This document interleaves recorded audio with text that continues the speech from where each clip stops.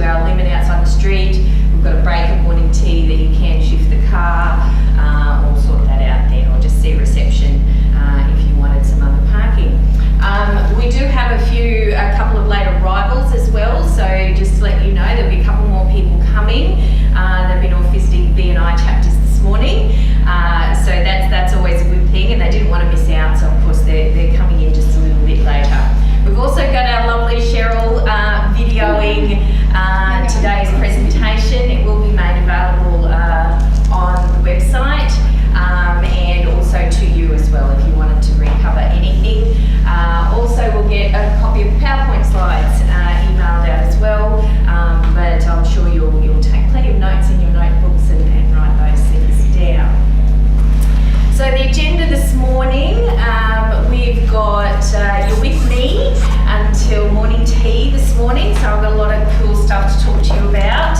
And after morning tea will be about 10:15. We'll just see how we go for time. We've got some lovely catering that's been brought in by Ronnie from Exclusive Catering over at Chen Park, so she's done some lovely homemade things for us. And then Jay will take over after that, and you'll have her for the rest of the presentation until we wrap up just after 12 o'clock today. That sound okay to everybody? Cool. All right. So we've got heaps of good content to go through, like I said, but I'd like a little bit of feedback from you guys straight up. I'd like to know why you were here, and what did you come to learn, because that helps Jay and I make sure that we're hitting on the topics and you know, flushing out those things around what you expected from today and make sure that we deliver that for you. So does anyone want to help me out with why are you here, or what did you come to learn? Monica. I am here because I really like you, and I really like you, and I want to learn from you. And I don't know exactly what I want to learn, but the authentic leadership sort of resonates. So I like the idea of authentic. It's a good word. yeah. Yeah. Great. Anyone else? Well, the notes I put in my calendar were training to become smart and learn how to talk to my wife. Nice. Right. Okay, so we want to become smart. Now, just for everybody else, Scott's wife is an accountant. We have a lovely, and she's coming along a little bit later, and we have a very lovely accounting background, so a lovely relationship with Sonia. Scott reckons I can help him talk to her. Only other accountants here. So These are all we've got a freaks. couple of it's its own language, that's right. Anyone else? I'm here to be able to engage people for a focused result. Excellent. Engage people. Focused result. As long as they're doing it my way. Now that's interesting. They might come into the leadership part. This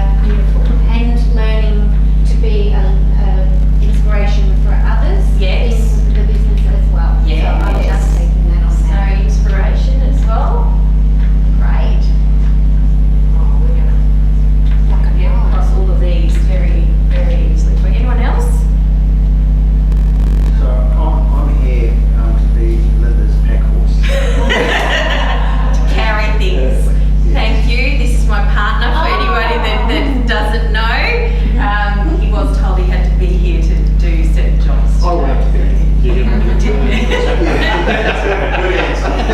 Good answer. Yes, well done. All right. So, Brendan.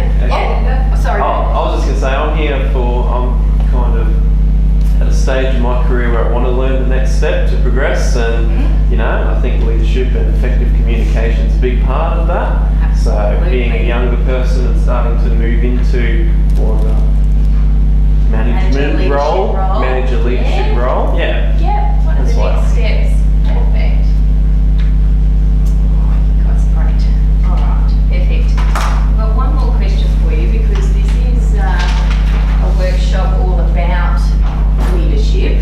So what at the moment does leadership mean for you? Because it can mean different things to all of us. And again, this will help us, know where we're going with leadership, flush some of these ideas out. So anyone want to help me out with that? Struggle. Struggle. Such a struggle. Yeah. Oh dear. Yeah. No. We'll work on that. We're very pleased to have That's you why I'm here. Yes. I think it's about inspiring and leading a team Yes. towards either common goals or individual goals, loosely. Nice. Yeah. What else? Setting examples, Yes. positive. Well, sometimes we can do some negative ones as well, but that's, yes. As long as we're aware that that's what we did. So, yes. Learning to bring out the best in Bringing the best out of people. Yeah. Wonderful.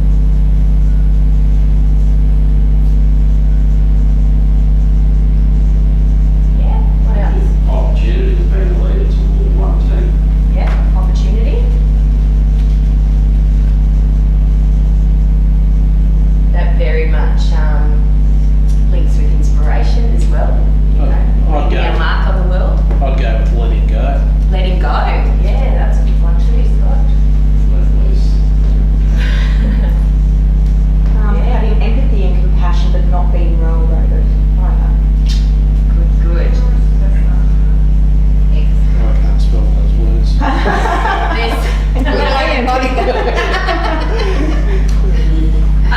They get stuck in the way. Yeah. I've got one later on that always tests me out. Because I am an accountant, didn't non-English teacher for a reason, so my spelling can sometimes be interesting. I had one the other actually was ambiguous. And do you think it took me all day to work out? And I just wrote am and a scribble up, and then by the end of the day I did get it. So, but it That's what took me a while. Google's for. So that's exactly right. We get a bit lax these days, don't we? And leadership can be Or success. Success. identifying who in the team has the skill set of being a good speller. You can ask me. So identify, thank you, Monica, I just need to lean on you today for any spelling. Nice, thank you, appreciate the support. Alrighty, thank you everybody. That's absolutely a lot of things about what leadership is about. We'll show you some more and hopefully change your, show you a different perspective on things as well, because that's what it's about. Most of you here are familiar with the organisation BNI, and Brendan, I think you might only be the one that's not aware of BNI. It's a networking group that a lot of us have an association with. And actually you would love BNI, you'll have to come along for a visit. Sure. It's right up your alley. Okay. So yesterday Jay did her presentation at my chapter and some of the other members' chapters, and I just picked up on one statement that she said right at the beginning. Actually, she said it twice, and that was the difference between training and development. Training is all about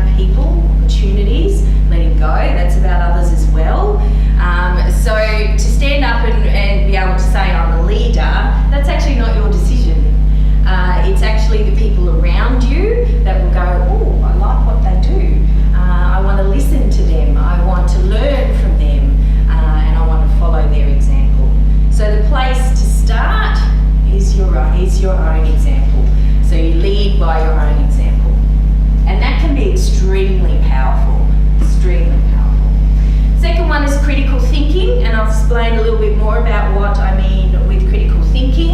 Get into that a little bit later. And of course, communication. It's the big humdinger. Very, very important, being able to understand our own style, being able to adapt to other people's styles, and then be able to expand on that and work with others around that. Very helpful when you can find yourself in some tricky situations, if you can identify how you're reacting to something. All right. So I thought I'd just start, it's a little bit hard to see, but there's me on my trike. I think I was about 5 or 6 there, at home on the farm with mum and dad. Just a little bit about me and my background. Most of you know me fairly well and will have heard various versions of the story. It changes every single time. It's only short this morning because I want to focus on content today. But business is in my blood. I was born into a small business, into a family farming business, and when I reflect on my life, I've always been around business and small business. Through that into my accounting career, and I don't know, did anyone see on Facebook recently, it was Mark Bouris, the Celebrity Apprentice guy? He had a t-shirt on it come up and it said there's nothing small about business. Did anyone see that? There is nothing small about business. Business is a hard gig. And for any of us that are supporting businesses or in business ourselves, it's a hard gig. So there is nothing small about business. I love that. I was one of those funny people that knew what I wanted to do by the age of 14. I wanted to be an accountant. But I had one problem. I couldn't talk to people. I was very shy, to the point where I found myself one day, back in 1986, Brendan, you weren't even born then, were you? No. You're the only person in the room who wasn't born Wasn't then. even a thought. 1986, the year of big hair, bright colours. It was the year actually Oprah first was aired on TV, her show. But I found myself in the my high school sick room, terrible pains in my stomach. What had happened was I was meant to do a oral that day at school. I had worked myself up so much that I'd made myself sick. And that had happened quite a number of times through my early teenage years and later on, and even into early adulthood, that would happen. The story goes on much for that, but I don't have time to tell you today. Hang out another time and I can tell you that. But the thing is that I did find myself in the accounting industry. I absolutely am an introvert, 100%, and we'll get into introvert and extrovert later. It's funny, I stood up in another presentation and I said, I am an accountant and I am an introvert. It sounded like an AA meeting. Yeah, that's it. I'm confessing. But my problem about not being able to speak to people, you're probably all looking at me today going, what? Come on. She's standing here presenting to people. No trouble with that. I don't have trouble with that now. In fact, I actually get energy from that now. Because I discovered that I have a story to share, that it's important for me to share, and that others want to, could learn from that. But I went out of my way and challenged myself to find every opportunity I could to put myself what felt like in the way of harm at that point in my life, because I knew that's what I wanted to do. So I believe that if you have a strong enough motivation, and I know Jay touched on some motivation yesterday, that you can do anything that you want to do. So nothing is too hard, everybody. You can do this gig. I have done a lot of technical training over the years, obviously being an accountant, but I can absolutely say that it's been my personal development journey that has led me to the greatest goals that I would look back on my life now. So please don't stop learning, don't stop developing. That's super important. And what I do these days is I'm all about revolutionising the way accountants engage with their clients. That's a big job, revolutionising an industry, but I'm up for it. And I can tell you all how you might want to join the revolution a little bit later on. But that's a little bit about me. So let's get into the first key point, and that's around leading by example.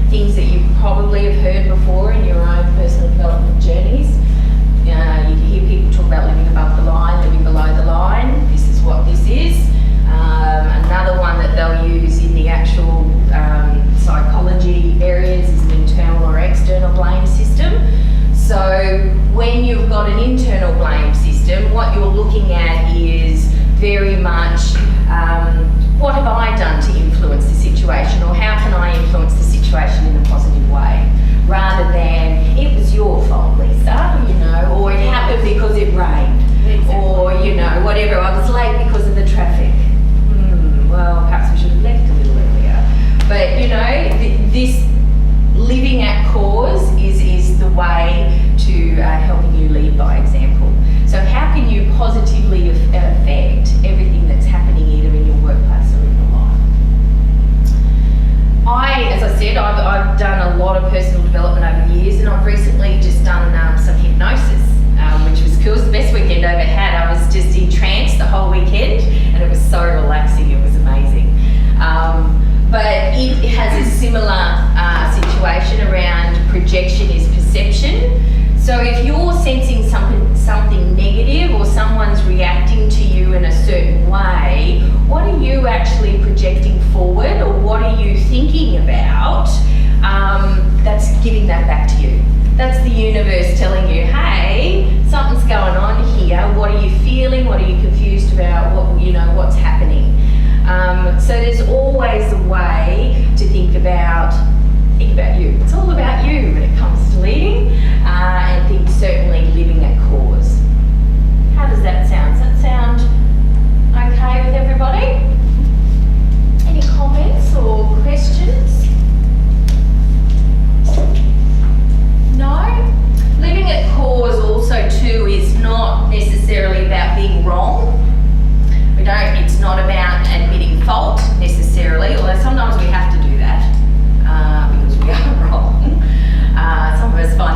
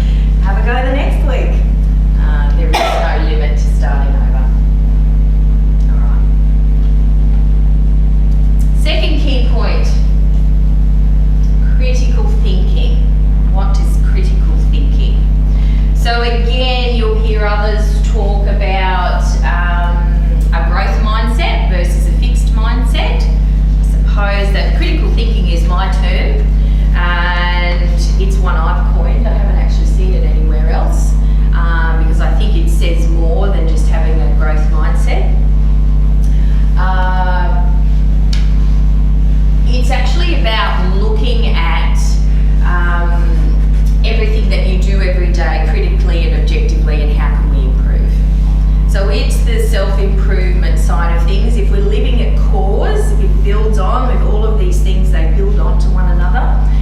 If we're leading by example and we're living at cause, we're going to find things, hey, I could probably have done that better. So this is a technique then around how you can actually do that. Because as leaders, we do need to bring our best selves every day. We do need to be thinking about constant improvement. And there is actually a word, a Japanese word, kaizen, I think it's pronounced, which means change for the better. That is a way of living in Japan. And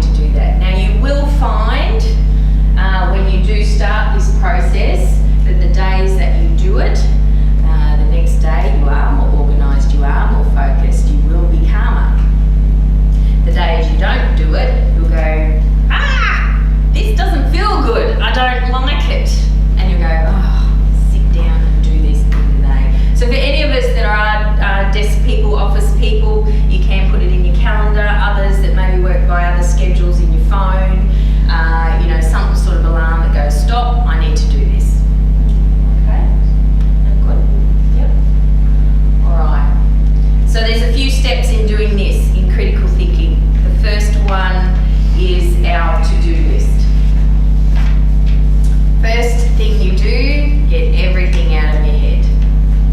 I have a busy head. Always had a busy head, lots of thoughts going through it. So the first thing we do, write everything down. Doesn't matter where it is, type it out. Whatever medium you want to use it. Speak to Siri if that works. If you're driving, you know, get Siri to take a note. So you can do it on the way home in the car. If you can make Siri do what you want her to do, she can be a little bit recalcitrant at times. That's the right word. That app that you told us about. Yes, Otter. yes, Otter will I've do. been using that Have myself. you? Yeah. That's good. Yeah. So we could share. Otter is an app that our website guy told us about. It actually dictates notes and transcribes notes as you're speaking. That's to the pretty phone. accurate. Yeah. Surprisingly. Yeah. So you may want to think about some technology, but get everything out of your head first. That's the most important point. Then the next step is to cut it down. There's always plenty to do, but realistically, we only need 10 tasks on our to-do list, ideally 3 to 5. Because anything over 10, it's going to act a bit like a punishment to you. You'll look at it during the day and go, oh, I've only ticked one thing off. Oh my gosh, I feel bad, I'm not doing anything. You would see this a lot, Tessa. You would have lots to do. So it's very much about being realistic with what we can achieve.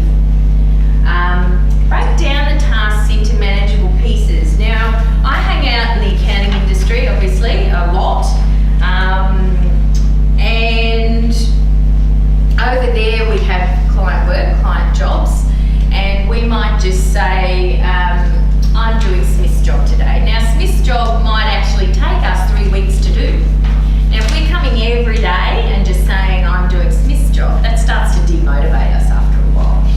So you want to actually break it down, and in the accounting world, I might just say, I'm just doing Mr. Smith's tax return today, and I'm going to get that finished. Okay? So break it down, really important. Has anyone got any other examples of how you might do that for yourselves? Is there something you think about it? Anyway, think about it. Make it visible. It needs to be, you need to be able to see it. Actually, there's a couple of things on my to-do list Yeah. that jumps from day to day to day. Yes. And I just like, I still didn't do yeah, that. but maybe if I broke it down into something that it's like, oh, I could actually do that specifically today. Something that you might send the quote somewhere, or Exactly. send the print job, Yeah. or not Rather than Linda's printing. overwhelming, No, but as an example, thank you, Monica. I love that you think I'm a great client. So yeah, but yes, that's exactly right, because it will demotivate you when it sits there. There are also tasks too that I was listening to a podcast the other day. I listen to a lot of podcasts when I'm on the road to get my information, and it was talking about those exact things. And I had a lot of business development type tasks on my list that I just kept putting on month after month after month.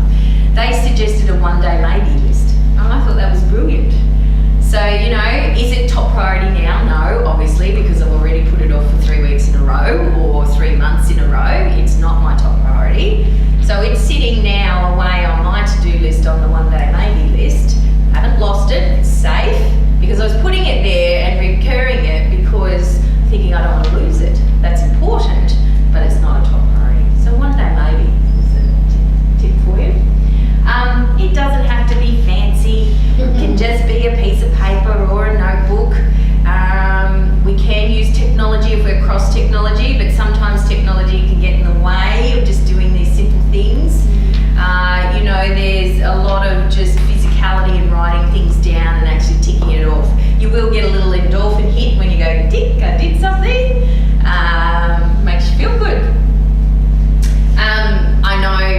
Chris, I'll give you an example that you actually have your end of day to-do list stuck on the wall. It's right in front of his nose. It's on the way into the kitchen. He can't ignore it. So Perfect. that list, I made it up obviously because I want my day the next day to be running nice. smoother. So, and now I know what to do every day, so it's not hard. Because it was the same things every day, wasn't it? That just made the next day work much better for you. And have you found that works? Absolutely. Yeah. Cool. I don't have to look at the list anymore. No, it's just there as that reminder for you. I do use technology, and if you're a technology buff, you might want to look into this one. Todoist is the app that I use. It's too complicated. Yeah, it is, Tracy. For a lot of us, it is. If you don't, you don't want it, don't do it. Write it down on a piece of paper. So that is the one I use. It has a lot of different lists in it. It does. Yes. I get lost. You get lost. I like the notes program because it syncs to my phone, to my iPad, Okay. to my computer at home. So wherever I am, I can You've got it. add it to it, edit it, tick it off. That's it. And Yeah. take it out of here and make it safe. And I That's love a that it's big got part. the checklist on the notes too, that you can tick it. You Yeah, can I literally know. tick it. It's good. So with the Todoist, it was interesting that process on how to do your list. Yeah. And I downloaded all these different things to see which one I could work easily with. And yeah, it was interesting. My personal to-do list, I have a journal and I write. In my personal one, in my work one, it's all electronic. Oh, there you go.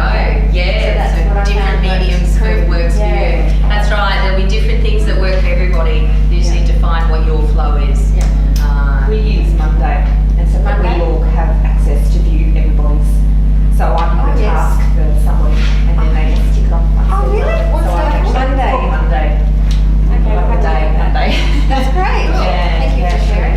And that's worked well. Okay. .com.au. .com. No, you're right. We're all aware we've had other things to do. We're all doing.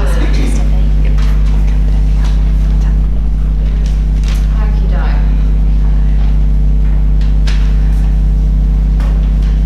All right, so that's your to-do list. Should be okay to do those. That's the first step. So this is in our 15 to 20 minute end of day routine. Reflection, step 2.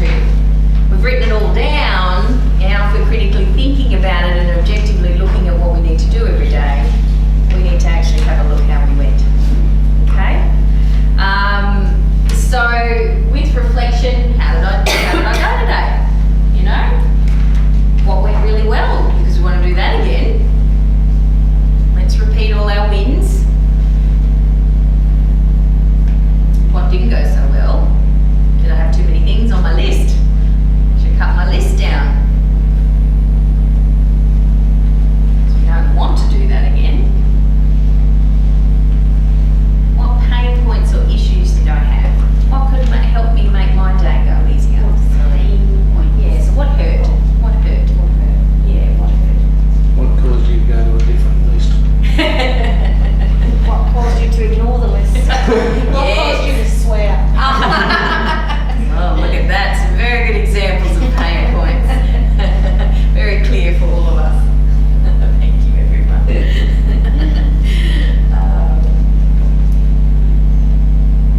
What possible solutions are there? That's a really important one because that's what critical thinking is actually about. Remember we talked about living at cause. Living at cause helps us to lead by example. It also helps us in critical thinking as well. What solutions are there to any of these little painy type issues I had during the day? Has anyone heard of Tim Ferriss and his 4-hour work week? Yeah, some have. It's a pretty famous book in the business industry, and this fellow determined that if we were organised and followed a few principles, that we could actually take our 38-hour week and condense it down to 4 hours. Awesome. Yeah, that's all what we all want. It's exactly right. And he used 3 things around automating, delegating, and eliminating. So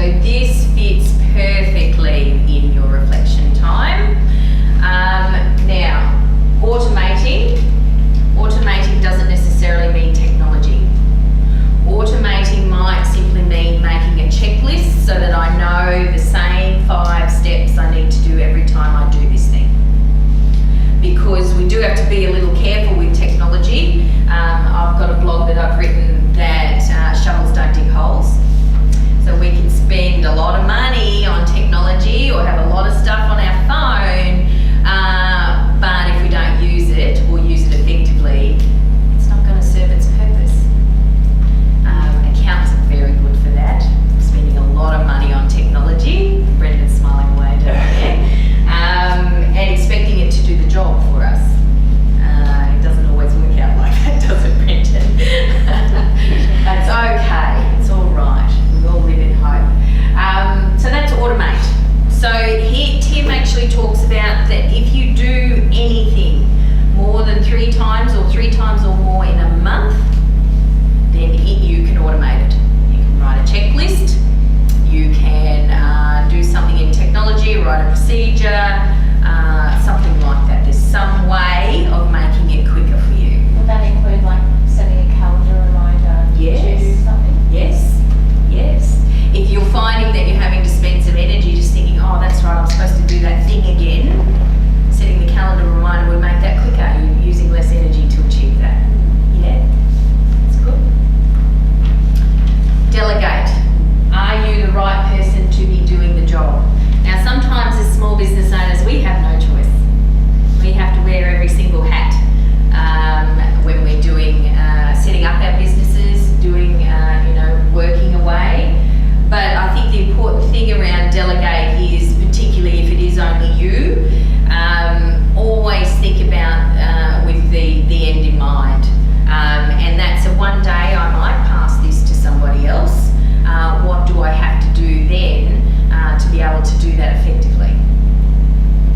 So I've got other professionals that they've been one-man bands. Their idea was to grow, and everything that they do, they've been keeping lists of, we've looked at what their future organisational chart looks like, and go, well, I want 2 admin people, I want a salesperson, and I want somebody doing the work, and then me. So every time you do something, you put on a list where that task fits for that person.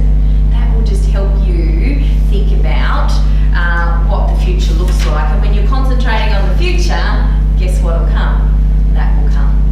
So that's positively influencing how you go about things. What that will also help with the people around you is very much around them coming on a journey with you. Because life's about a journey. People want to be involved with people who are going on a journey, and they want to hang out with you too. They want to listen, they want to follow. So tell them what the journey's about. But you got to know what the journey is first, right? So so that's delegate. So not always possible if we don't have staff, but are we the right people to be doing this, either now or in our futures? Eliminate. There's a lot of things we probably do that we don't actually have to do. We did it because we did it last year. Or we did it because that's just what the previous person did. Or that's what someone told me I had to do. If you critically look at some things, you'll be able to eliminate some of them. Particularly if you're recording information, for some purpose. Yes, I'm recording how, where sales and things come from, which is very important actually to do that. But if you're never looking at it, then why are you doing it? If you're not using that information, why are you doing it? So there may be some things there. Again, hanging out in the accounting industry, we like structure, we like to do things the same way all the time. We very much, let's just do what we did last time, without critically looking at certain things. Okay? So that's Tim Ferriss's 3 principles there to help you critically think and reflect on what you've done in a day. He does also have a kick-ass podcast, Mr. Ferriss. So if you want more of him, you can get him on the podcast app. And another way that I get some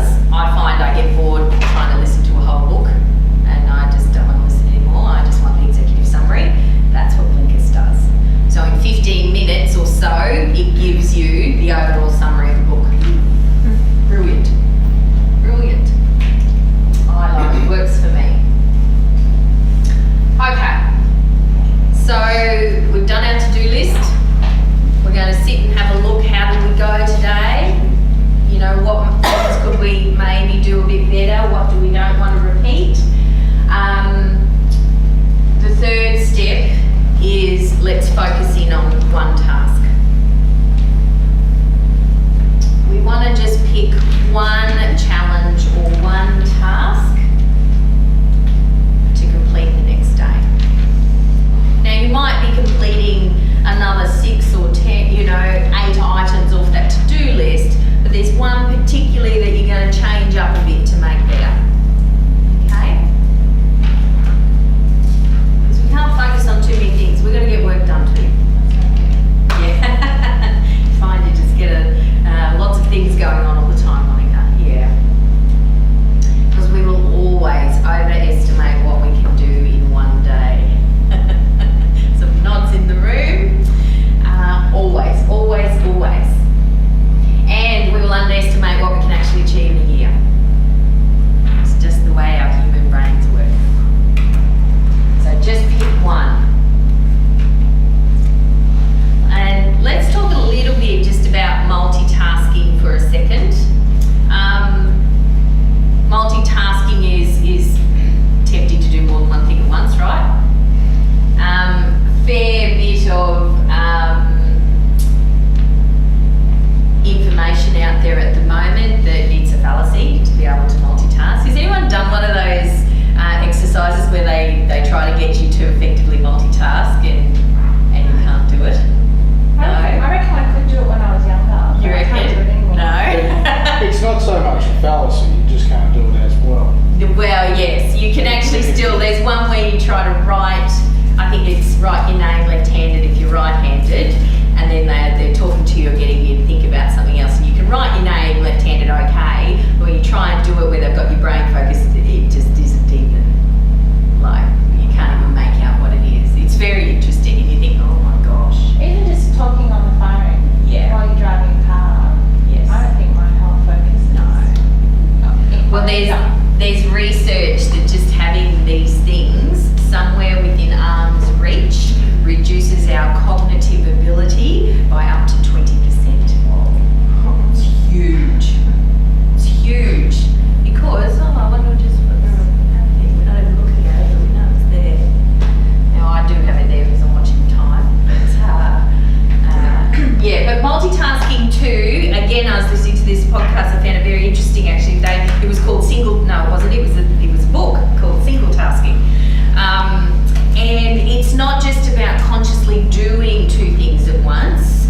Our brain power can just be drawn away when we're thinking about things in the future. So it goes very hand in hand with mindfulness.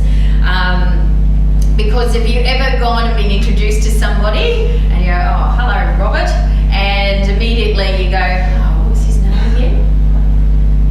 All the time, right? I'm really bad at it. I know I'm really bad at it. That's because I'm all thinking about other stuff that I'm doing. So effectively trying to multitask.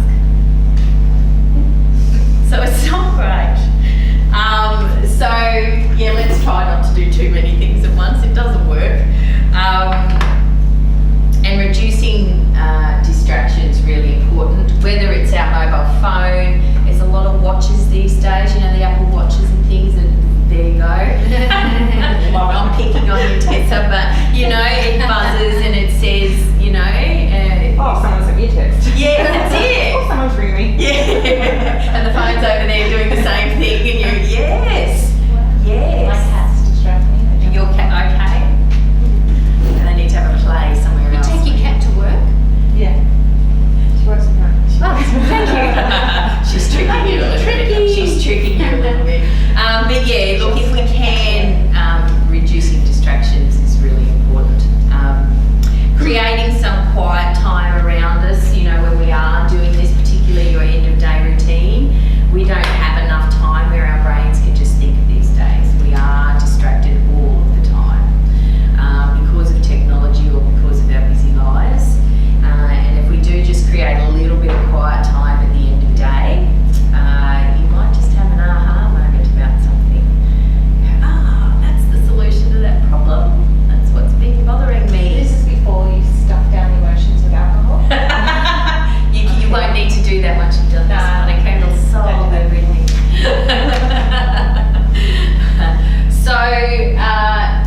Really important that we think about not trying to do too many things at once and reducing our distractions. Oh, and I'm a little bit over time, but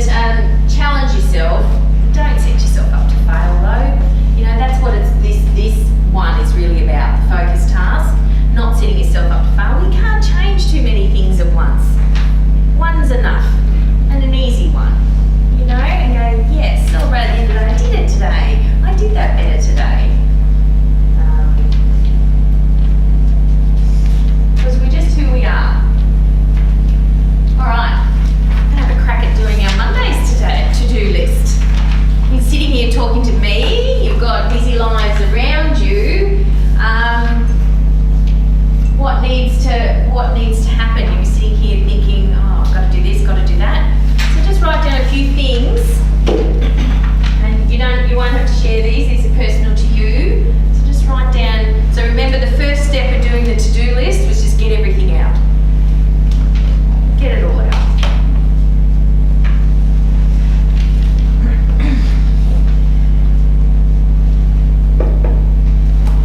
We're doing step 1 now. Oh, yes, yes, you can write your own. So this Yeah. is a to-do list for Monday. Yes, so if you're thinking about what would I have been doing today, or what, things are going on that I actually need to get done, because you're spending time here, there'll be things that you'll want to get done. Do you need wine, Monica? Only needs to be a few things. So the idea is just to get it out.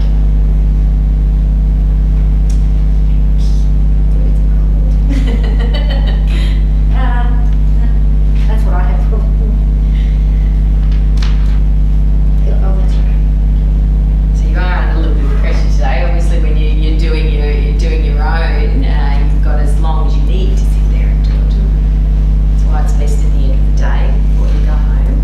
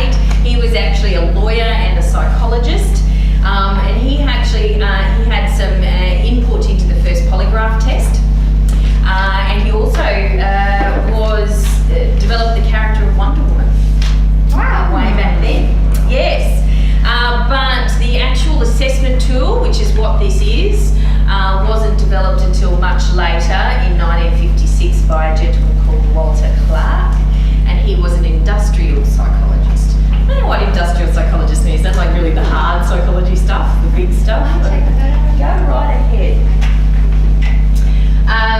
So it's been in play for a long time now. It's widely used throughout organisations around behavioural assessments or personality testing. And we're just doing a very, very quick snapshot today. It is very involved. If you do the full DISC activity or profile, it can take you a couple of hours to actually do that with a qualified professional, and they can go through that with you. But what it actually means is that there's 4 behavioural aspects to it, and they actually stand for words. I won't write that up, it's on my PowerPoint. Here. D is for dominant, and they associate birds with that because it just helps us to understand different profiles. So dominant and the eagle, influence and the peacock, steadiness and the dove, and there's that word I can never spell on the whiteboard, consciousness and the owl. Too many U's and S's when I was writing it. Okay. What was another? The owl, the hoot. The hoot. I like that. I'm going to use that. So that's what the words, the acronym stand for. And when you actually do a DISC profile, now don't exactly get it on the whiteboard. You actually, now this is not, you will tend to predominantly be one energy or another, but we all have these energies in us. There is a bit of everything in everyone for the most part. So DISC and this behavioural profile certainly does not say you cannot do something.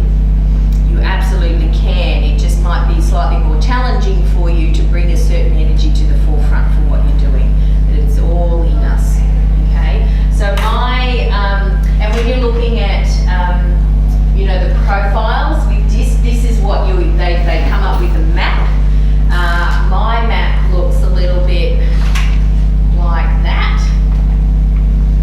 I have quite a lot of D and C energy, and they compete with each other actually. But I do have also a little, relatively equal amounts in I and S as well. So we'll see some of that with our actual activity.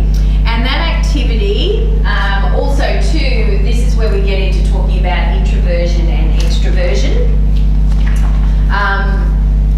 Now a lot of people think that being an introvert or being an extrovert, introvert's about just being quiet and shy, extrovert's about being loud and loud and noisy and loving to be around people, centre of attention. Yes, that's one element of it, but really when you drill it down, it's about where you get your energy or where you recharge energy from. So, like I said before, I am a massive introvert. I actually get my energy from quiet reflection time, and I do love presenting to groups and being around people because that's my passion about sharing my journey, my energy. But if I did that every single day, I would crash and burn. So I know that with my calendar and my schedule that I can't be doing this type of thing every single day, all day. It does not work for me. Whereas an extrovert will get their energy from external sources, from people around them. Now, if you told an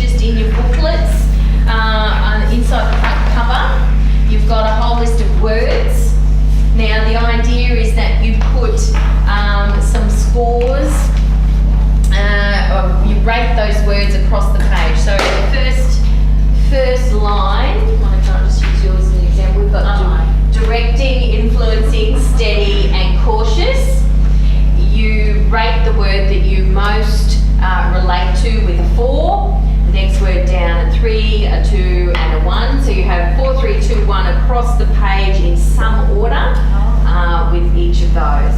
Okay? Crossways. Yes, horizontal. Can you give yourself a 0? No, you can't. Zero. There's always 1 in the room, isn't there? I'm looking at minus to tack for them. I don't think I got either. Yes, if Scott's in the room, that's the one. We love you, Scott. It's alright, I'm just not, there's an internal reflection that doesn't go well with me. It's not sitting well with you. No, I need my wife to tell me what I am. You need 2 end of day routines, Sonia. One for you and one for Scott.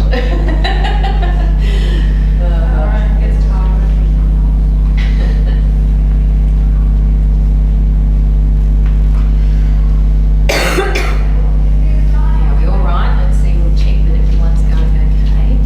Yeah, perfect, Lisa. Yeah, good, Tracy. That's the way. Scott's good too.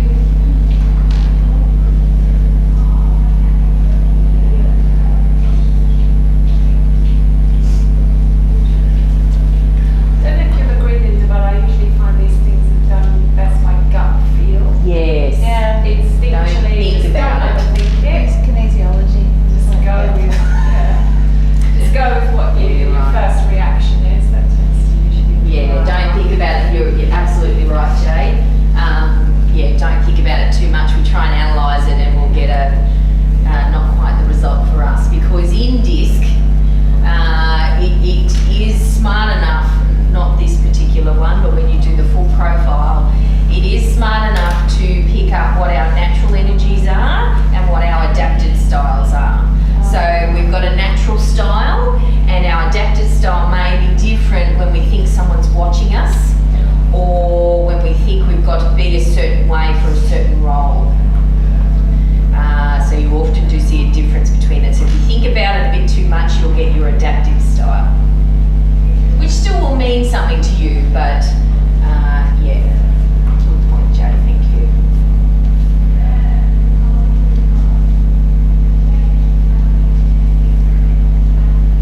So when you do get all the numbers in, add them up, add the columns up to get a total.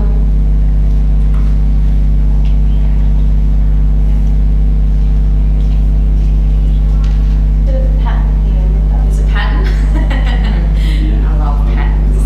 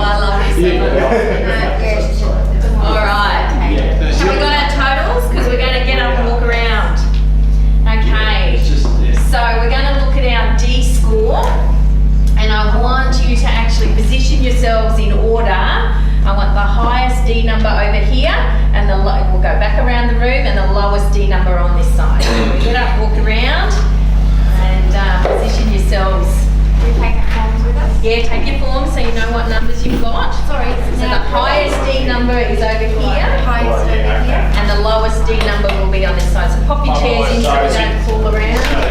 I'm at 30. You're at 30, High. 25, so you're. 30, 25, 25. Okay, so. You're 27? You're over this side.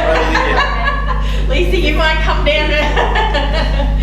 What are you at? 26? What number Yeah, are you? that's Oh, up is there. that the lower? Lower zone, yeah, the lower zone side. I'm 18. Okay. What number are you? 13. Oh, yeah. Oh, Okay. no, that's stay here. Sorry. That's all right. That's the camera. Okay. You're on that way. All spread out a little bit more. Yes, you can. Absolutely spread out. You're about another, you're right up there next to Scott. Somewhere in the middle. Heading to the front, Catherine. Yeah, you're All right. This is interesting, isn't it? Let's talk about the big D's for a second. Over here on the left, the big D's. Eagles. So what you guys, you've got all this in your booklet. What was your score? What did you have? 30. Okay. And what do we have over here? 13. 13. Okay. So Eagles are very much their adventuresome, competitive, daring, results orientated. So if you need something done, go talk to an eagle. They're going to make it happen. Don't say that with No, No, it's not. He's bringing some other energy to you then, I think, Sonia. He's hiding his eagle.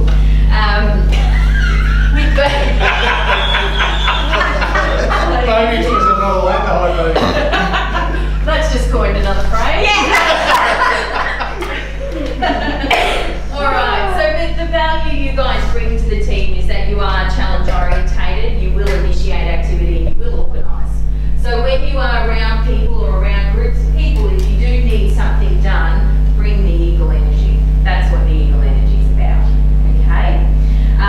All right, so that's eagle. You've got all of those other characteristics there. Let's do the peacocks. Let's see the peacocks in the room. So the highest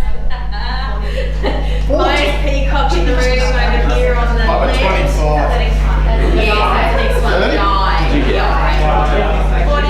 You're over here.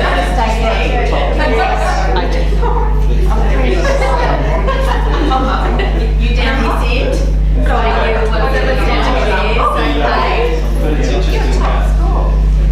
Okay. Oh, look at the peacock. We've got a fair amount of peacock energy. Yeah. 30. Wait, you're twinnies. Let's move Let's around. move around the room a little bit. Come round. They're all sort of influencing them to stand on top of each other. We're about halfway down this side. All right. 30. So, Monica, what do we have? 40. A 40. Woo, look at you go. Getting those feathers out. And what do we have over here, Sonia? 17. Okay. So, peacocks, the eye energy. You're charming, you're confident, you're convincing, enthusiastic. They're the people we want around when we're getting a team together. You know, they're going to encourage the team, use that energy. Love people contact. But you know what, when you do get under stress, what can happen is that you're overly optimistic about things. We won't see the reality in a situation. Yeah, you go. And you can tend to go, yip, I'm talking all the time. So that's what happens with peacock energy. But remember, see, we've all got peacock energy. We can bring it to the situation when we need it. I love seeing accountants on the peacock energy side. It's perfect. Okay, S's, the doves. Highest dove over here, lowest dove on this side. 21. 25. 21. Yeah, good at this, guys. I'm 26. Yeah, you're on. Perfect. What are you at, Tracy? 26. Yeah, you're more than me. 21. Oh, yeah, that way. Oh, okay, that's fine. Spread out, people. Spread out. It's not a competition. Yeah, come around the room. Oh, see, look at the D organising. Isn't that funny? Spread out a little bit more. Actually, I'm comfortable, Monica's already won because you can't get more than 4.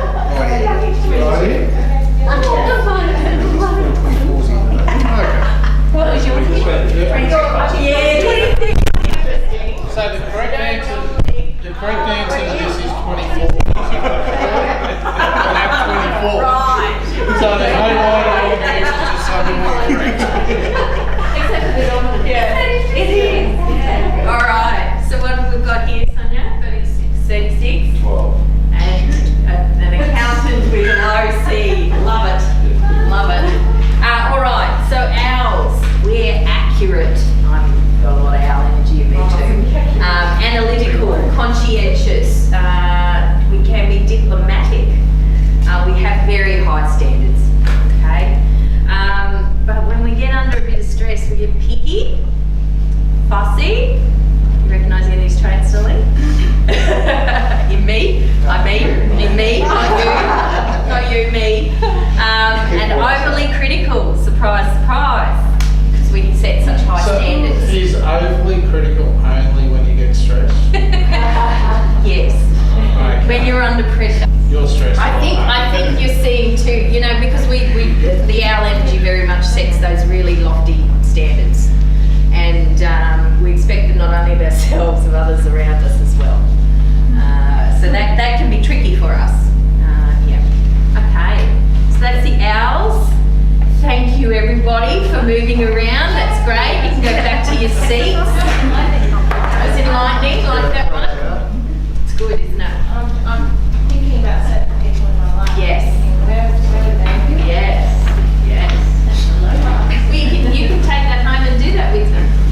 I'd love to do it with the team actually. Yeah. So That we've got a was- solution for you there, Tessa.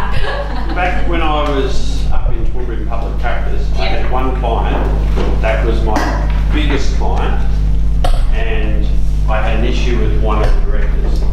And looking at that there, I worked out where they were, and it was just spot on, and it was amazing what it did. Absolutely. Just, yeah. So what you can do, that exact example, if you're recognising something in someone, the next page is in this, is what you can do, okay? So when you are, now when we talk about your dominant energy, that's normally what you bring, it's just the highest score. It could be a 20, you know, out of 40, but if that's your highest score, that's your dominant energy. So it helps you to understand when you're dealing with the other characteristics, what you should do, particularly when they're under stress. And you used it for that, Yeah. you know, example, Robert. And Yeah, that was worth tens of thousands of dollars. yeah. Saved a client relationship. Thousands, yeah. Yeah, look at that, exactly. So that's, you know, not only can you use this in your personal life, but very much business, very important in business. Yeah. So pretty good? It's good? All right. Thank you. My time is almost up with you guys. But I just wanted to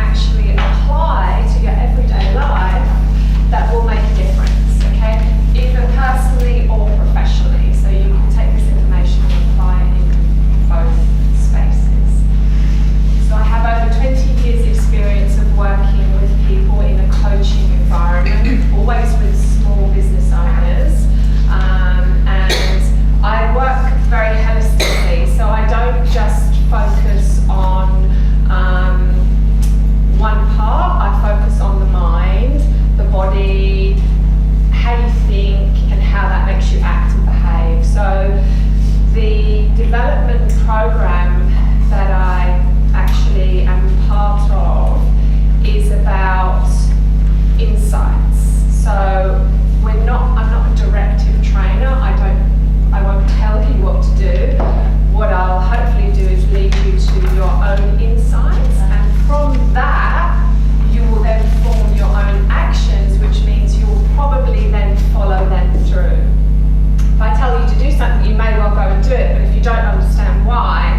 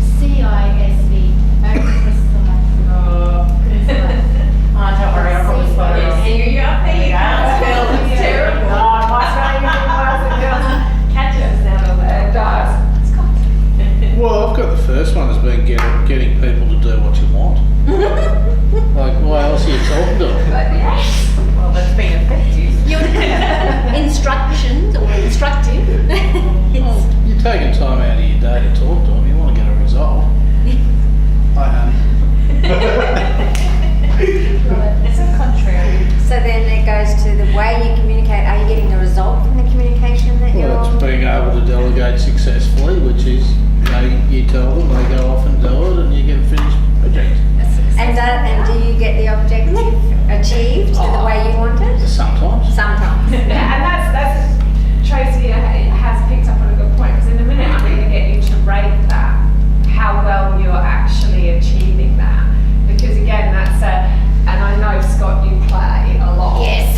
But getting to people to do what you want, I'm sure that you have a way of doing that, that's not how it feels, although you might not give privy to that today. Sonia may say differently, but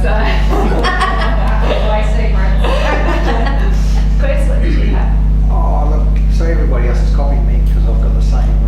You talked about listening to others and understanding what people are saying. Yeah, so listening is a big one for us, isn't it? We're all talking about listening, active listening, listening to hear, not to respond. And the word effective, isn't that really saying what your goal for that communication is being achieved? Sort of. Elaborate. Tell me what you mean. All right, I'll come back to you. Okay, I Chris. suppose you give it. I said that the discussion is similar to Scott's. There should be a specific objective or a focus, not just ramble, you know what I mean? Yeah, There should yeah. be a clear objective for your Yeah. discussions, for your communication. And just on that, I guess it's being able to be clearly let them know what's in it for them. So so you're having that conversation or communication with them to get an objective, but it's how to swing that around to, well, what's in it for them? So what are they going to get out of doing what you want them to do? Yeah. Type of thing. But then it's even deeper, you've got to know what they want. Like, you can't manipulate someone No, you can't. unless you know what they want. So you've actually got to understand. I don't know the best No, everyone, Strong words. everyone manipulates everyone in everyday transactions. It's, Well, you can, it's slight sidestep, but you relate it to sales, don't you? People don't like the word sales, it's a dirty word, but we're all salesmen. That's what we're doing all day, every day. We're selling ideas to each other. We just don't think of it that way. But ultimately, that's what communication is. I sort of went a little bit of a different track as well. I said the body language must match the message. That's right. Good words. it's deep. Body language and words congruent. Well done, you.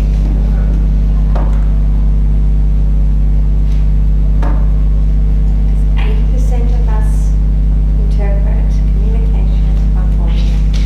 Oh, absolutely. So therefore, communication can be without words. I think it's funny when people go, oh yeah. That's right. Yeah. Yeah, I'm pretty much got, open lines between people. Yeah, so pretty much covered a lot of ones that I wrote down here, and I've written down a few of them because, but it makes me now analyse situations that I've had, like in my private life.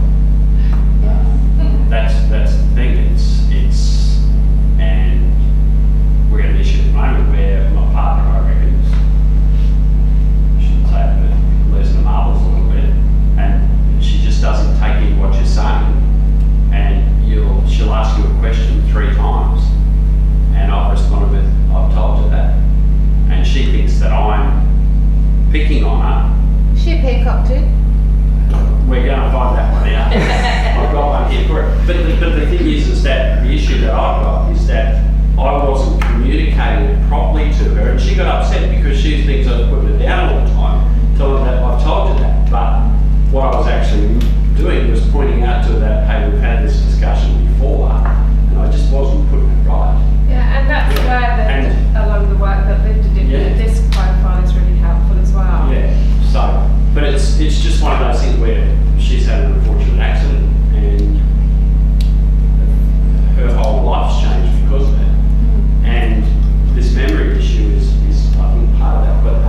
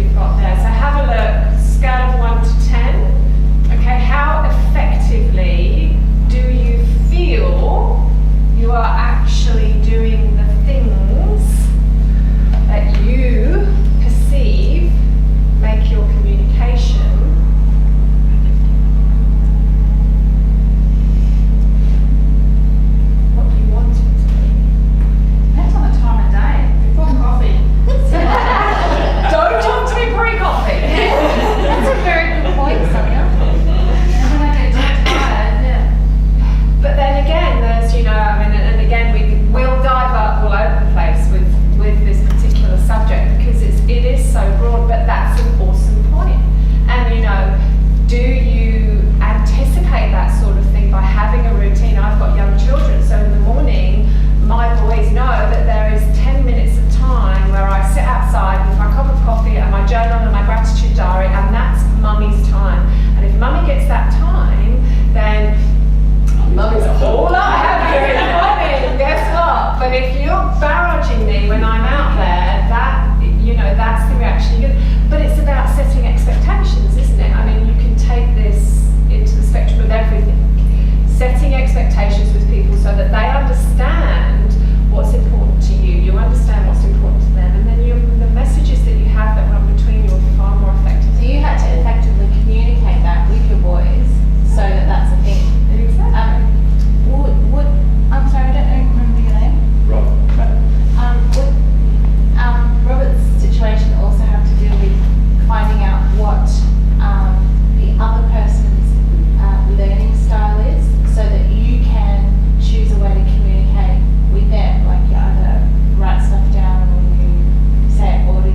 Yeah, and that's, we'll come to that, but that's exactly with the disc profile would be a great thing to do. Yeah, but it's also like with that style, if Sonia goes into anything too detailed, I don't listen. Yeah, so again, I just don't. It's- but if it's visual, I take a lot more notes. I'm more a visual learner than a visual person, so it's write it down. And but also D's are big picture thinkers, okay, whereas accountants very detailed and focused. So you get a big picture thinker with a detailed and focused individual, and all of a sudden it's like, oh my God, they're the twain shall meet. So it's about how do you better understand each other. So there is that option. No, but there has been 20 years of just write it down. Just write it down. So you've rated yourself. So again, remember I spoke in the beginning about the funnel, and we're pouring lots of ideas in. So okay, you've given yourself a bit of a rating. So maybe just not at the moment to write down, but just have a think of okay, well, what's something I can do to make a difference in that particular area. So say for example you had something around the active listening space. All right, what's one thing that you can now do? Now you have an awareness that to you that is effective communication. Well, what's something I can do to actually change the way people perceive that I listen to them? I'm writing that down. Okay, we can write down, but what we can say. I was going to say, ask better questions and really listen and be present for the answers so that you're learning. Remember their name when they're introduced to us. Nice. Look at the person there, asking the question. Yeah. Perfect. So write some ideas down, because we're going to come up with some action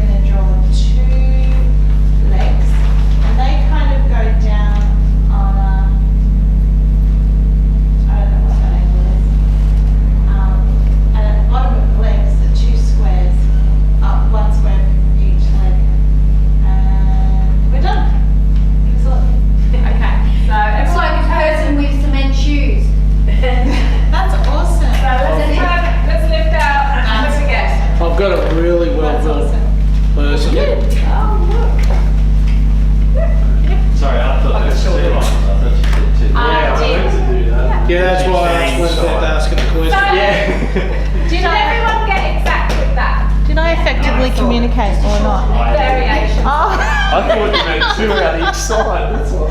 Yeah. What I kept listening was the two lines and I went to. Yeah. Effective communication. Yeah, so you all had that or variations of some slight differences, but roughly that. And Monica you did a great job at communicating that message. But have you ever had situations like this happen either at home or in the workplace where you've said something that you feel is very well explained and completely straightforward and yet the message has just been completely lost? All the time. Occasionally. Okay, so Scott, you made a really good point. What was missing from that communication? Two-way. I think it's the two-way and the. Two-way, yeah. So if we go back to our definition, or one of our definitions of effective communication, active listening was huge. And Scott actually yelled out, can we ask questions, which would have made it. Which was the two lines on the arm, because you didn't explain it properly. She explained it perfectly well if you were listening. Oh, it depends on how you were hearing That's it. right. But it was how you interpreted it. Both ways were actually correct. Yes. See, Men are from I must Mars. admit, Yeah, men are the from thing that Mars. went through my head after the first instruction about the circle, up the top in the third was a cat. Because, you've got the cat, the body at the bottom, So really, we just did that. My mind just went to a And cat. she's a mad cat woman. It wasn't for that reason. but that's the thing, that's where Preconceived ideas. Yeah, so it's a really important thing to bear in mind that the way you communicate isn't necessarily the way that people hear you. Okay. And taking that into account, when you get reactions that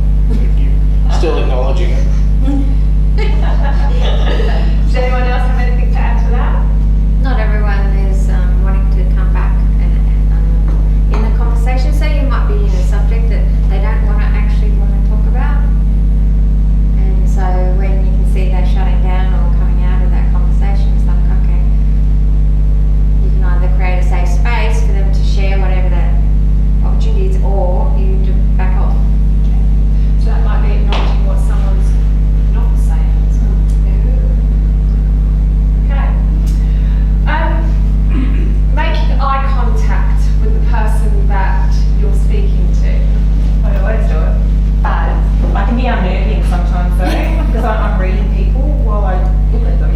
I'm reading their body language and all that sort of stuff, and people sometimes go, you're a bit too intense. If you're looking at me, going, yeah, but that's how I understand what you're saying by looking at you. I used to get a lot. And now I try not to do it as much, but it's just my nature. I need to look at you. I agree. And when you see someone right in their eyes, you can tell if it's sort of shifty, shady, or you trust them or you don't, or yeah.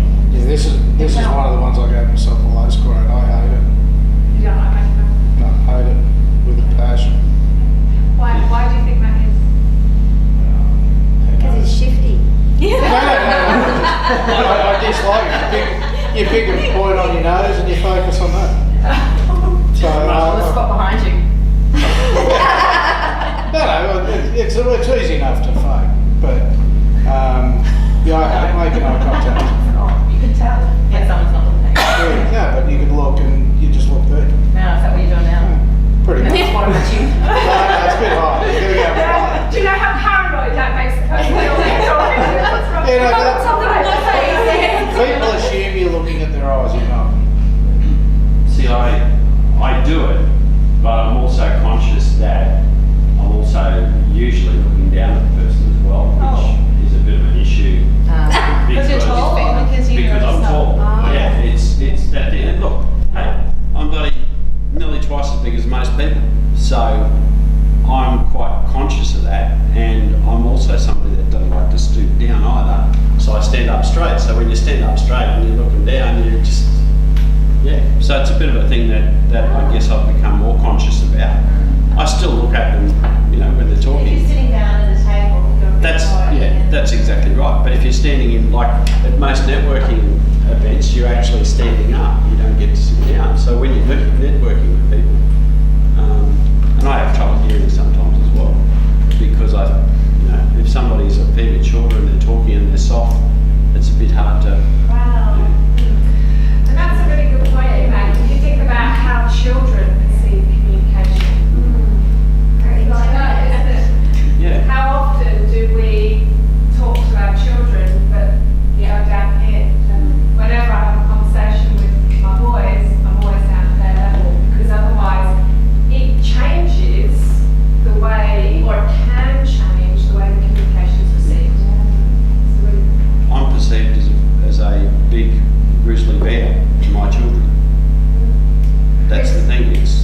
Grizzly, not a fluffy, cuddly bear. Sorry, grizzly's probably not a grumpy bear. Sorry. Okay. Yeah, a grumpy bear. So Just turn this I up find and sometimes too, being I thought I was doing young, that, but yeah. I find sometimes too being younger, often like when I'm dealing with other staff and things like that, if I ask someone to do something, I might get hesitance back and then I won't look at them, I'll get shy, and because I'm a shy, not nervous, but I'm compared to them, I'm new in the industry and you know what I mean? So sometimes I'll find if I ask someone to do something, I'll get a bit funny and I'll look away. You know what I mean? Like, that's why I gave myself a low score. I find it difficult to take a stool around with me everywhere to be able to stand on it to look at people in the car. They're short and issue. Need a little step ladder. You're fine. I have one at home called Lisa's box. One thing I really wanted to ask you all about is how many people plan their messages?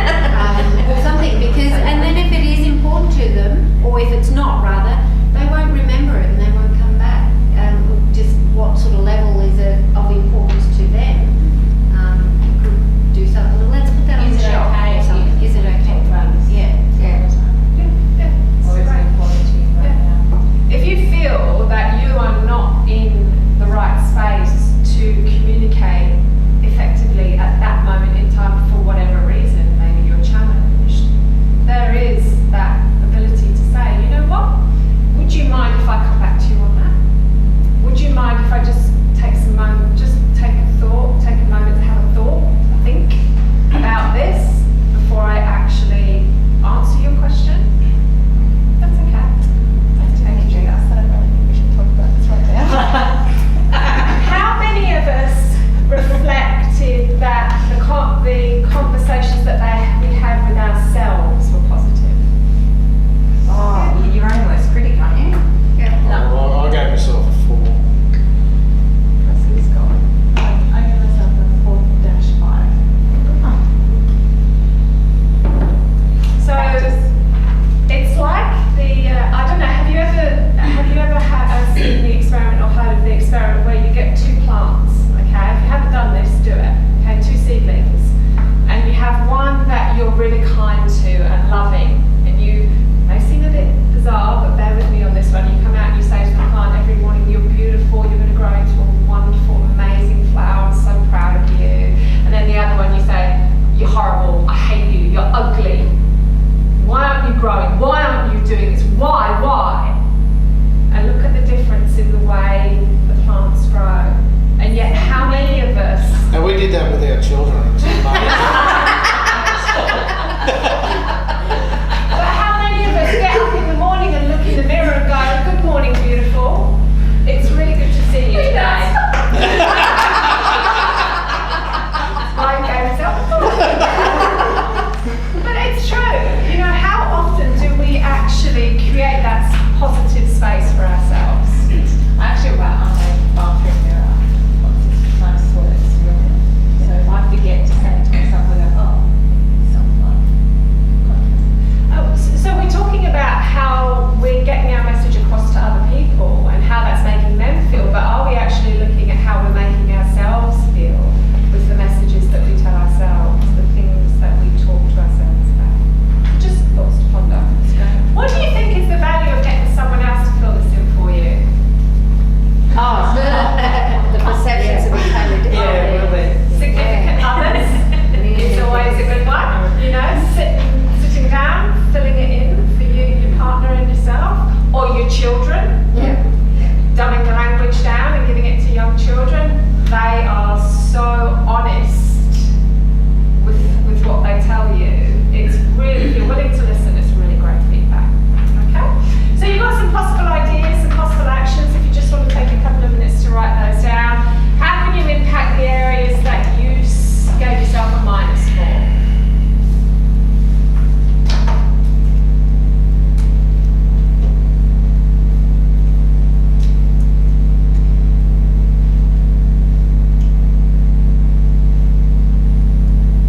I scored really low on the consciously check my body language one. Does anyone have any suggestions? Sit up, shoulders back, and focus on it. What are you doing with your hands when you talk? Oh, just being mindful. Yeah. Awareness. But I instinctively slouch. So I gave myself a 1 score on that, but I slouch forward. So it's just, you gotta. So doing As what Robert Robert said does, earlier, yeah, standing up and holding your space, even though you might find you're intimidating or you're feeling intimidated. So posture, where are my hands? But I mean, it's even more so when I see the photos have been taken, I'm standing there, and here's all these people around me, and you go, "Oh my God, who bloody style of me?" And you go, and you just sort of, I don't know. Yeah, but I'm a bit like that. I'm fatting photos, but in the mirror in the morning each morning I'm not. I actually don't understand how it works. I'm not saying I'm fat. All we have to do is put the short people in front of you, Robert. I'm just That's all. thinking. You are a big unit. You're a good size unit. Yeah.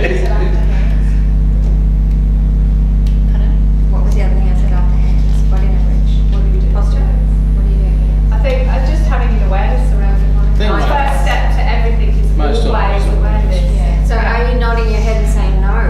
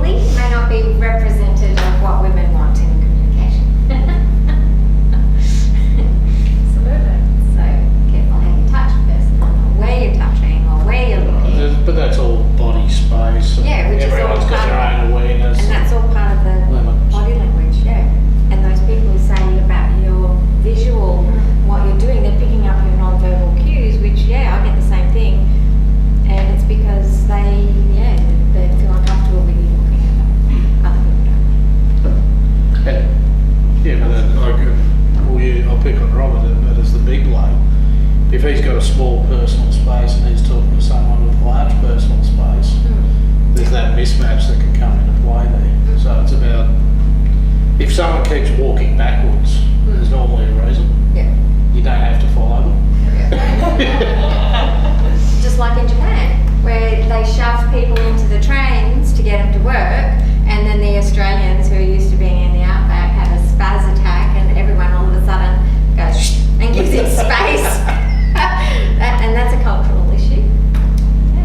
And if you think about as well from a body language perspective, are you reading what you're being told from your body language, from the body language of the person you're talking to? They suddenly start to get really fidgety. What's that saying? Yeah. So are you understanding the communication? The age old. What does that tell you? Are you cold, Jay? That tells me that our discussion is going very, very well and you're very, very happy. You're hilarious. Absolutely. So looking for those non-verbal cues from the person that you're actually talking to. But can I just say, sometimes that doesn't mean that does. No. I will do that a lot because my back's not great. And I find that doing that sort of helps me straighten my back. And it's not negative to the person, but I've seen many times where I've been somewhere and I've done this, and they sort of look at me and it's just kind of, oh crap, it's kind of, alright. Yeah, but your eyes, Talking to you, yeah. Yeah. but your eyes give you away. So that's again a really great point, Sonia, because that's you having to be aware of what your body language is saying to the person that's actually talking to you. Yes, but my eyes do tell. Has anyone ever tried the power of silence?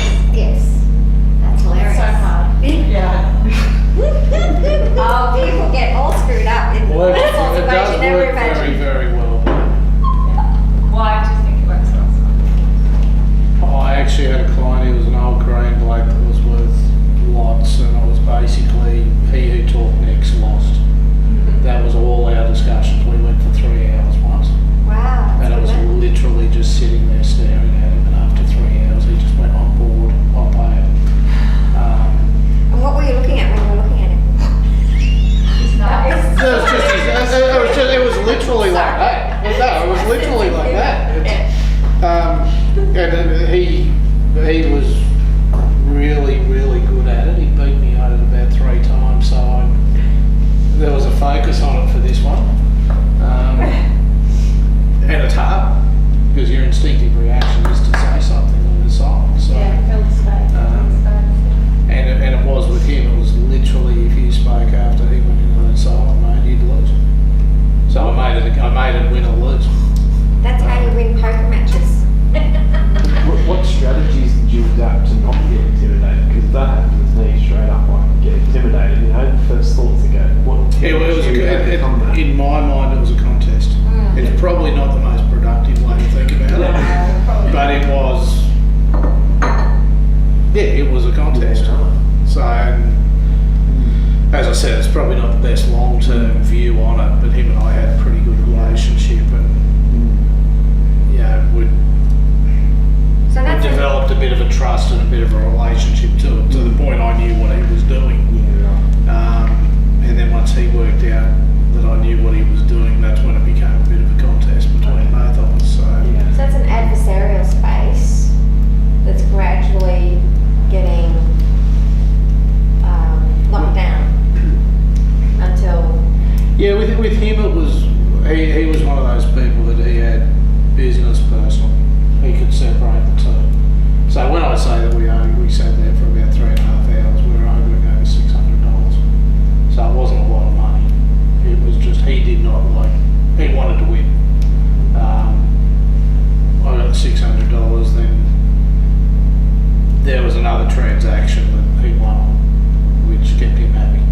Because if you get into the adversarial side of things, and if he goes win-lose, he's gone, I've lost here, he gets upset, and that can ruin the relationship altogether. So we had to do it in a way that we didn't do that. Yeah, I'd say it's probably a fairly extreme example. But in that, in situations where, an example was where someone's upset. Okay, not filling the space with things that don't need to be said.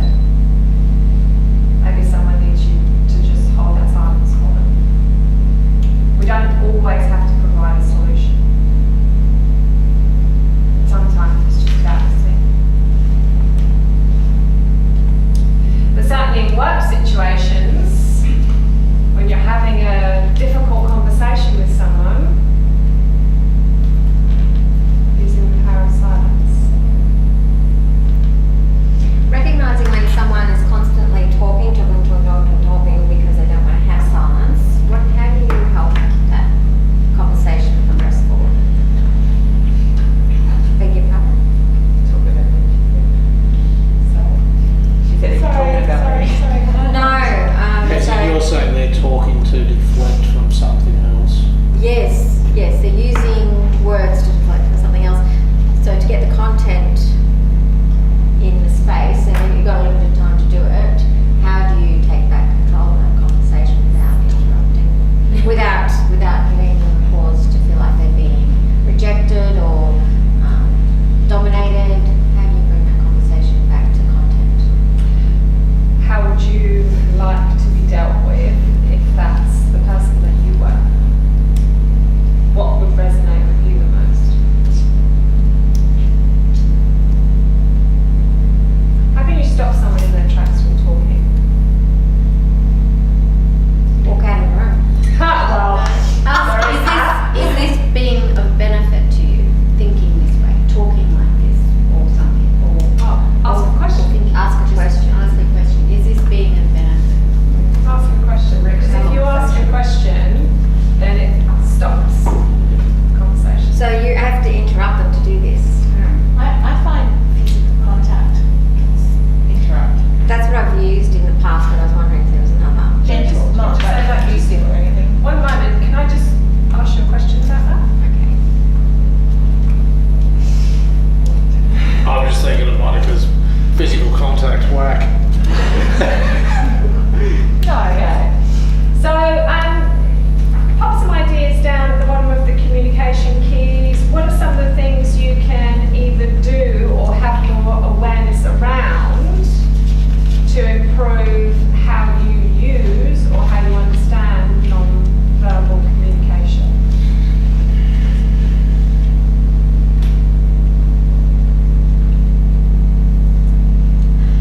How do you get someone who won't engage, like that lovely Catherine here?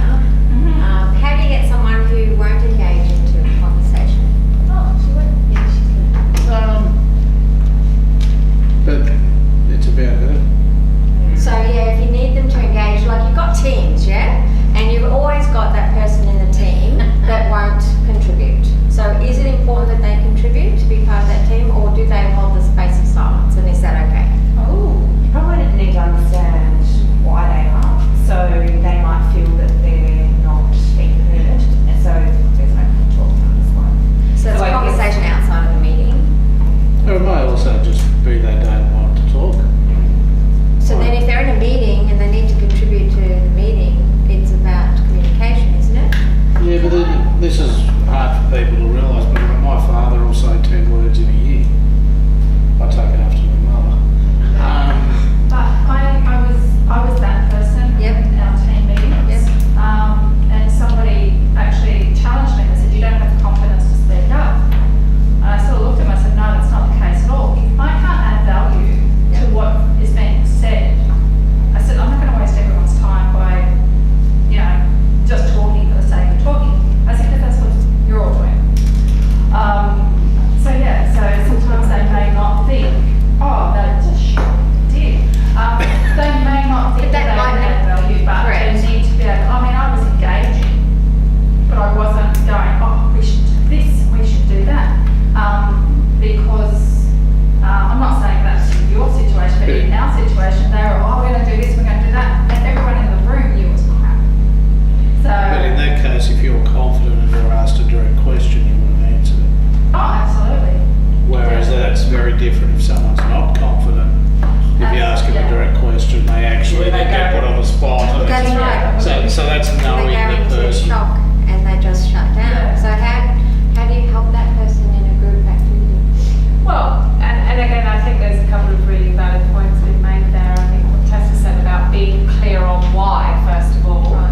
Because if you're coming from Sonia's place, where it's not that you don't have the confidence, it's just that you don't feel that you're adding value and you won't talk for the sake of talking, that's very different to someone who won't say something because they don't feel that they can.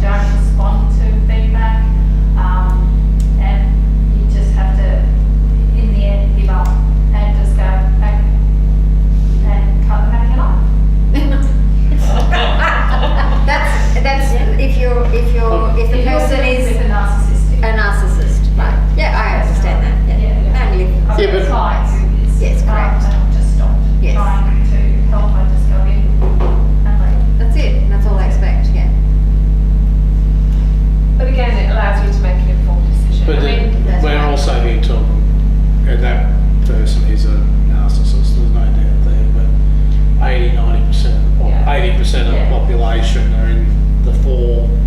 You're very different, like if you've got someone who's got anxiety or depression, your feedback would be very different to someone who's reasonably self-confident.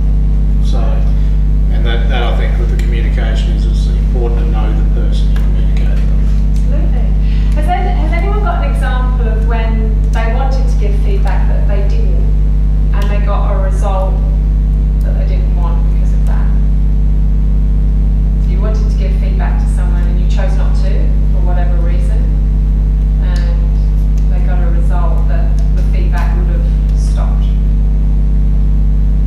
But you can give feedback, but unless that person's willing to take that on board and change or move towards improving or whatever, they're not going to do it. That's But the isn't your- person's isn't- self-talk. That's isn't- the person's self-talk. The onus on you to deliver that feedback in a way that maybe empowers them to want to make changes, rather Yeah, than yeah. hearing your feedback but coming across as criticism. So or- then is the feedback delivered in the appropriate way for that person to then understand what's happening? I don't have an example. Just listening to the answers there, and the question was, Do you have an example?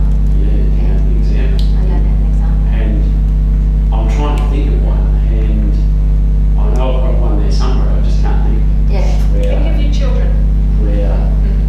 yeah, well, hey, guess what? You've just hit it on the head. Right, there you go. There's the one. My children don't talk to me anymore. So, yeah. So they're out of my life. And That would hurt. so, yeah. And, yeah, I guess I do think back to that and think, well, you know, was I that big grumpy bear and you know, as a result of that, yeah. I mean, there's certainly other influences there as well, but, yeah, there's a prime example where I didn't give the right feedback to nourish my children so that they will want to be with me. So, yeah, there it is. And you know, it can be something that we shy away from feedback. It can be this big no-go zone. We're afraid we're going to cause the wrong result. But sometimes, ultimately, we do that anyway by not giving the feedback that we needed to.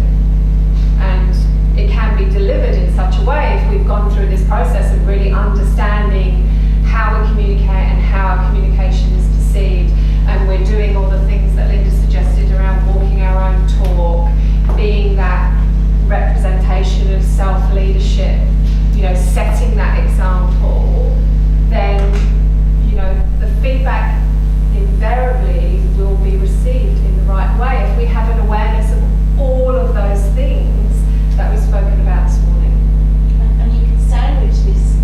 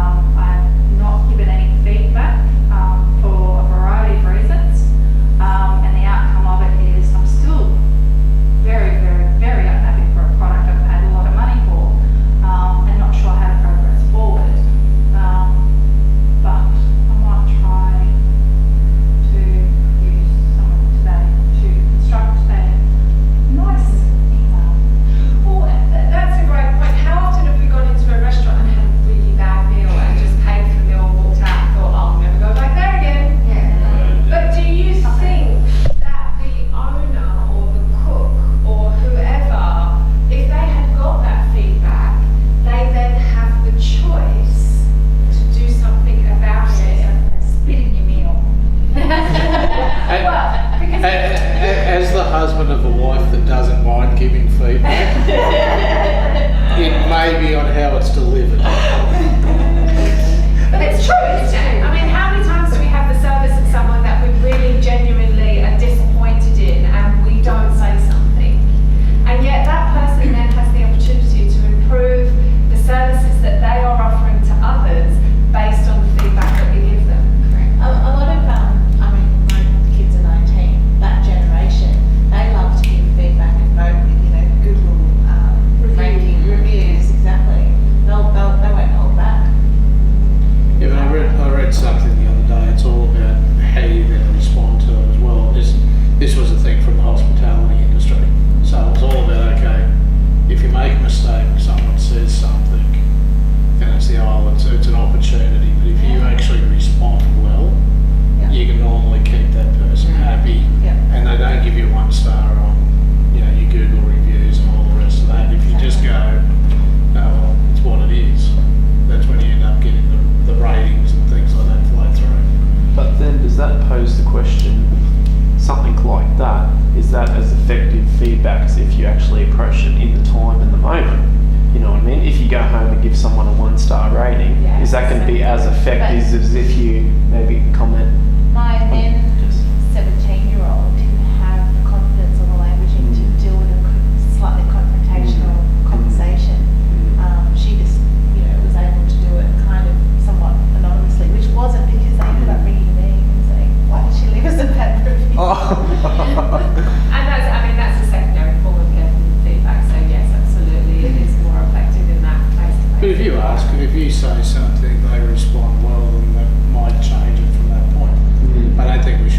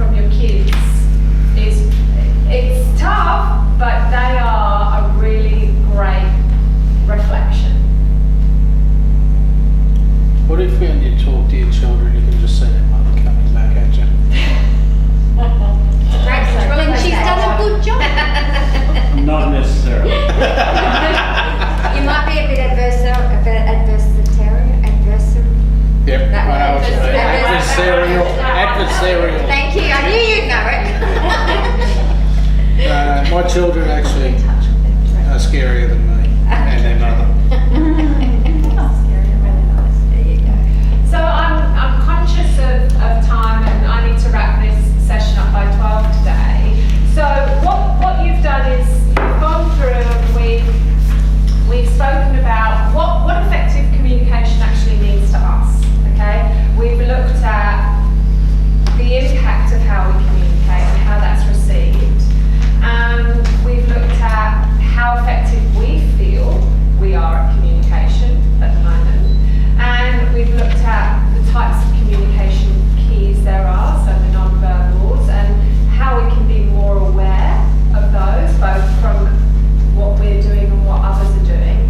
And then we've spoken about the importance of feedback, okay? So on the back, you've got some actions. Now, I said to you today, what we're going to do, we're just going to brainstorm a load of ideas, we're going to pour them all into a big funnel, and at the end, we're going to come out with a couple of actions. So what I'd really like you to do today is just write down, we've only got time to write down one action, one thing you're going to do in either the next 24 hours or the next 7 days in your business life and in your personal life that touches on one of those areas. So, for example, Sonia, it may be you are going to make this complaint and you're going to do that within the next 24 hours and that is your action. It may be that you're going to spend the next 7 days being acutely aware of how your body language is, or what your body language is when you're having a conversation with someone. So pick one thing and write it down. Tell the person next to you and get them to keep you accountable to it. So touch base in 7 days and just say, did you do that thing that you said you were going to do? And moreover, your reflective piece that Linda spoke about, what was the result?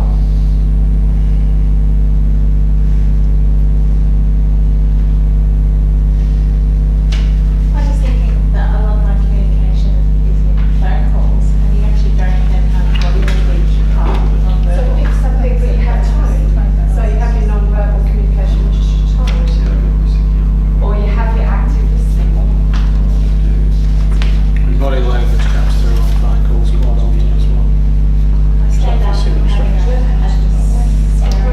Dave, if you're actually having an argument with someone on the phone, it is almost impossible to sit down. It's just an instinctive reaction.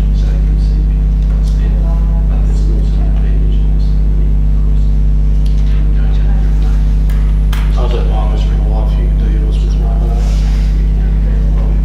Don't forget to share, because accountability is a really important point, a really important part of change. Okay? Accountability is a really important part of change.